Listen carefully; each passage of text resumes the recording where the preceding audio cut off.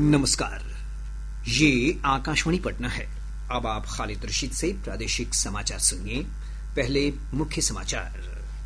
प्रधानमंत्री नरेंद्र मोदी 18 जुलाई को मोतिहारी के गांधी मैदान में आयोजित समारोह में बिहार को 7,000 करोड़ रुपए से अधिक की सौगात देंगे।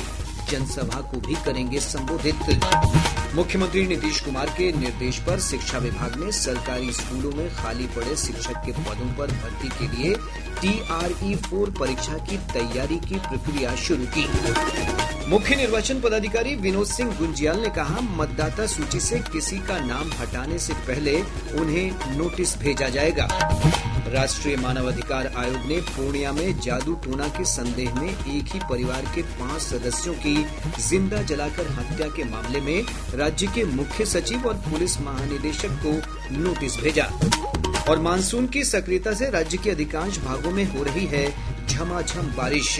मौसम विभाग का कैमूर, रोहतास, औरंगाबाद और गया में भारी वर्षा का अलर्ट। अब समाचार विस्तार से। प्रधानमंत्री नरेंद्र मोदी 18 जुलाई को पूर्वी चंपारण जिला मुख्यालय मोतिहारी के दौरे पर आ रहे हैं। श्री मोदी गांधी मैदान में एक जनसभा को संबोधित करेंगे।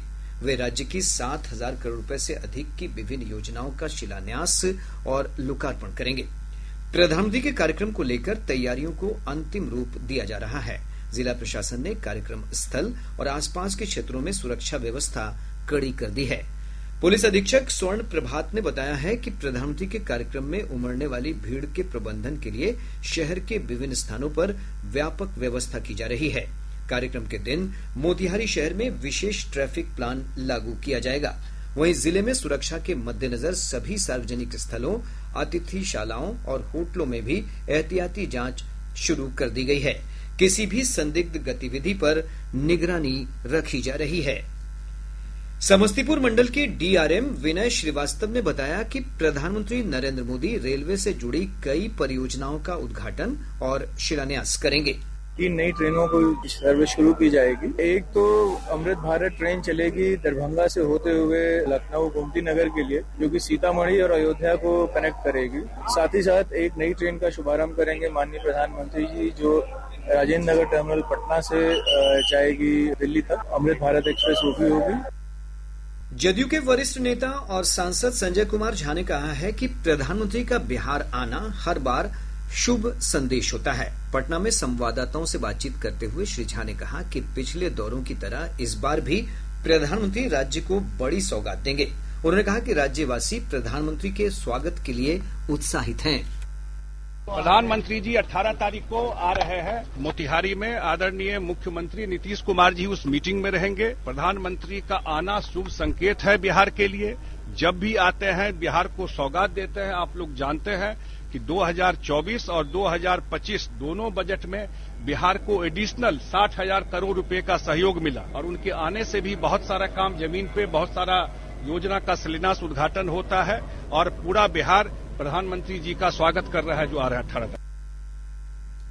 मुख्यमंत्री नीतीश कुमार ने प्रदेश में सरकारी विद्यालयों में शिक्षकों के रिक्त पदों की तत्काल गणना करने और इन पदों पर नियुक्ति के लिए TRE-4 परीक्षा का आयोजन शीघ्र कराने के निर्देश दिए हैं। मुख्यमंत्री ने सोशल मीडिया X पर अपने पोस्ट में कहा कि शिक्षा विभाग इस संबंध में प्रक्रिया को जल्द पूरा करे। राज्य सरकार ने पहले ही स्पष्ट कर दिया है कि नियुक्तियों में 35% राज्य की मूल निवासी महिलाओं को आरक्षण का लाभ दिया जाएगा। इस बीच शिक्षा मंत्री सुनील कुमार ने पटना में संवाददाताओं से बातचीत करते हुए भरोसा दिया कि TRE-4 की परीक्षा आयोजित करने की कार्यवाही शीघ्र ही पूरी की जाएगी।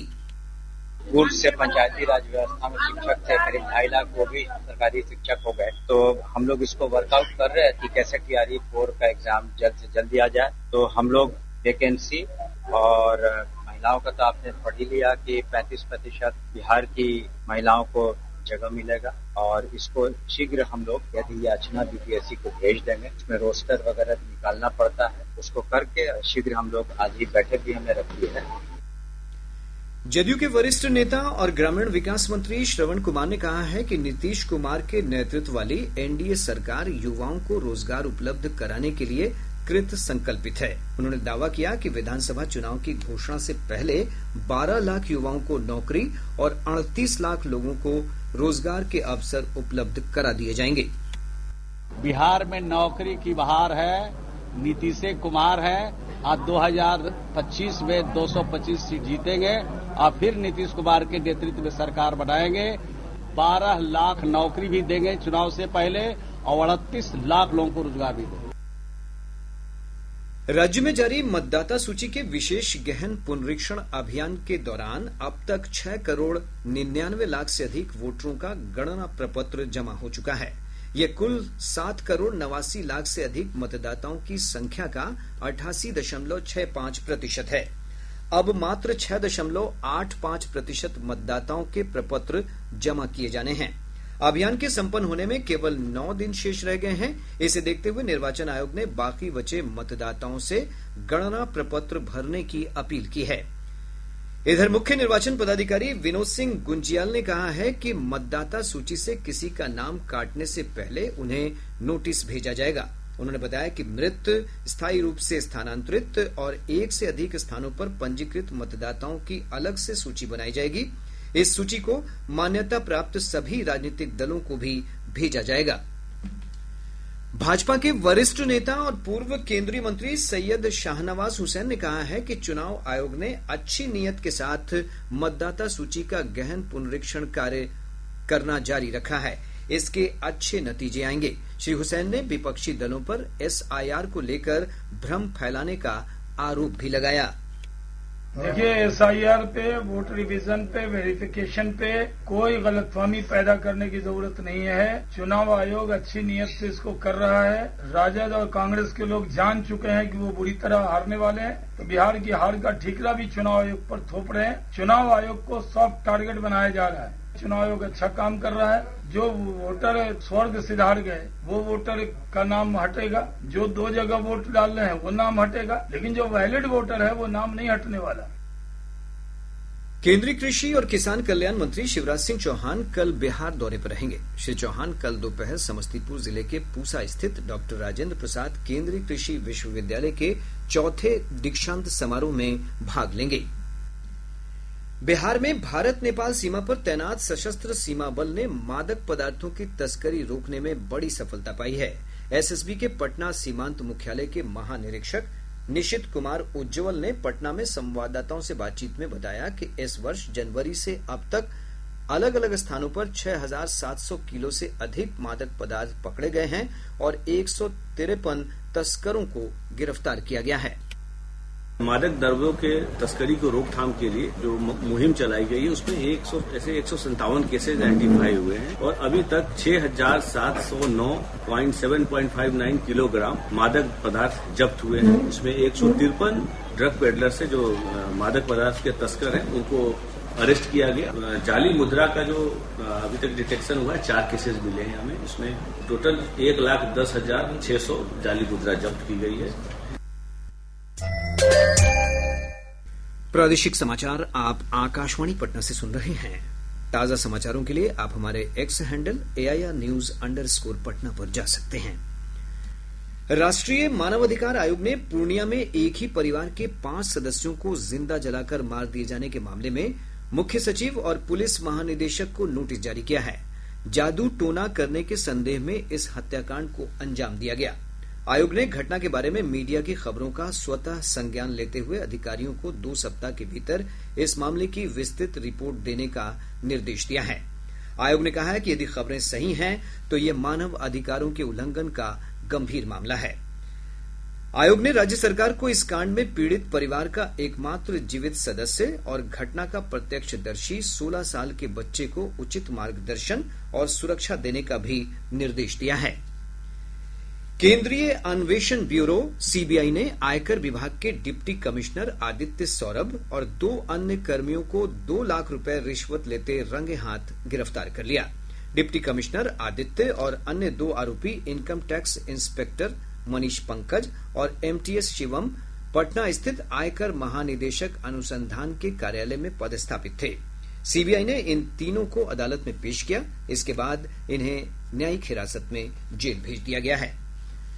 दक्षिण पश्चिम मानसून की सक्रियता से राज्य के अधिकतर स्थानों पर मध्यम से भारी वर्षा का सिलसिला जारी है। मौसम विभाग से मिली रिपोर्ट के अनुसार गया, रोहतास, नवादा, जमुई, सहरसा, सुपौल और समस्तीपुर समेत विभिन्न जिलों में कुछ स्थानों पर बहुत भारी वर्षा हुई है। गया के डोभी में सबसे अधिक 186.8 मिलीमीटर वर्षा रिकॉर्ड की गई। मौसम विभाग ने अपने पूर्वानुमान में कहा है कि अगले कुछ दिनों तक प्रदेश के अधिकांश भागों में मध्यम से भारी वर्षा का सिलसिला जारी रहेगा।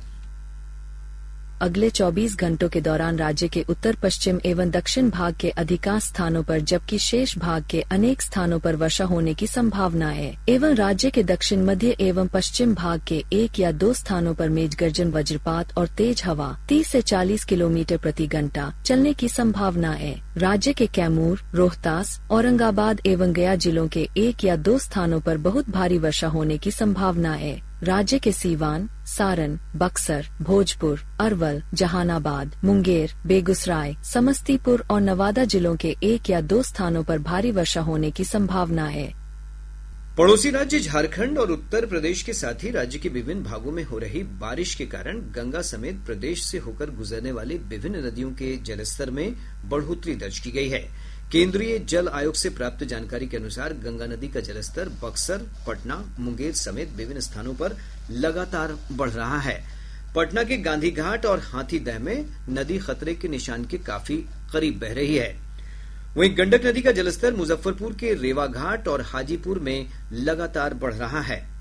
बागमती नदी मुजफ्फरपुर के बेनीबाद में खतरे के निशान से करीब आधा मीटर ऊपर बह रही है। बूढ़ी गंडक, कोसी, महानंदा, अधवारा समूह की नदियों समेत अन्य नदियों के जलस्तर में भी बढ़ोतरी की प्रवृत्ति बनी हुई है। पटना के पुलिस महानिरीक्षक जितेंद्र राणा ने व्यवसायी गोपाल खेमका हत्याकांड मामले में लापरवाही के आरोप में गांधी मैदान थाना के प्रभारी राजेश कुमार को निलंबित कर दिया है। ये कार्रवाई वरीय पुलिस अधीक्षक कार्तिकेय के शर्मा की अनुशंसा पर की गई है। कटिहार के बाल सुधार गृह से आज 6 नाबालिग ग्रिल काटकर फरार हो गए। पुलिस ने 3 फरार बच्चों को जिले के डंडखोड़ा थाना क्षेत्र से सकुशल बरामद कर लिया है, जबकि 3 बच्चों की तलाशी के लिए अभियान चलाया जा रहा है।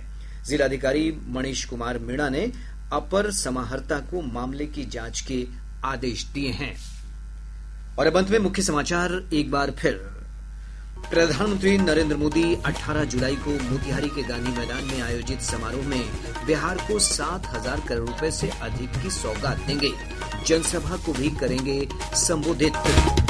मुख्यमंत्री नीतीश कुमार के निर्देश पर शिक्षा विभाग ने सरकारी स्कूलों में खाली पड़े शिक्षक के पदों पर भर्ती के लिए TRE-4 परीक्षा की तैयारी की प्रक्रिया शुरू की।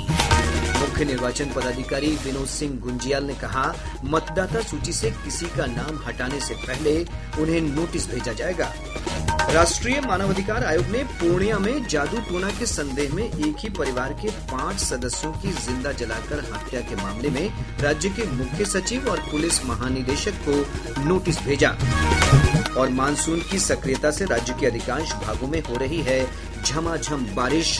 मौसम विभाग का कैमूर, रोहतास, औरंगाबाद और गया में भारी वर्षा का अलर्ट। इसके साथ ही आकाशवाणी पटना से प्रसारित प्रादेशिक समाचार का ये अंक समाप्त हुआ। आकाशवाणी पटना से अगला समाचार बुलेटिन प्रातः 8:48 से प्रसारित किया जाएगा। नमस्कार।